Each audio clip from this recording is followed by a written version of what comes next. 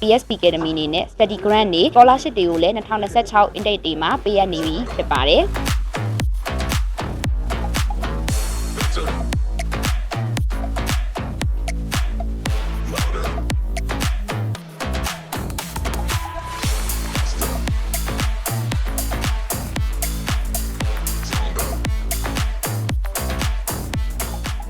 အားလုံးပဲမင်္ဂလာပါအမက PSP Academy စင်ကာပူရဲ့ Country Manager ဝေယရနာစုဖြစ်ပါတယ်အမတို့ PSP Academy စင်ကာပူမှာရရှိနိုင်တဲ့ course တွေကတော့ Engineering ဘာသာရပ်တွေ IT Business နဲ့ Life Science နဲ့ပတ်သက်တာတွေ Sport Science Hospitality and Tourism Media and Communication တွေကိုသင်ယူရရှိနိုင်မှာဖြစ်ပါတယ် PSP Academy မှာ Foundation ကနေစပြီးတော့ Foundation Certificate Diploma Bachelor Master ကနေစတင်တက်ရောက်နိုင်ပြီးတော့အမတို့PSP Academy အနေနဲ့ study grant တွေ scholarship တွေကိုလည်း2026 intake တွေမှာပေးရနေပြီဖြစ်ပါတယ်။အဲဒါကြောင့်မို့လို့အထူးစိတ်ဝင်စားတယ်ဆိုရင်တော့ပေါ့နော်အသေးစိတ်သိချင်နေဆိုရင် MS Sign ကိုဆက်သွယ်လိုက်ပါနော်။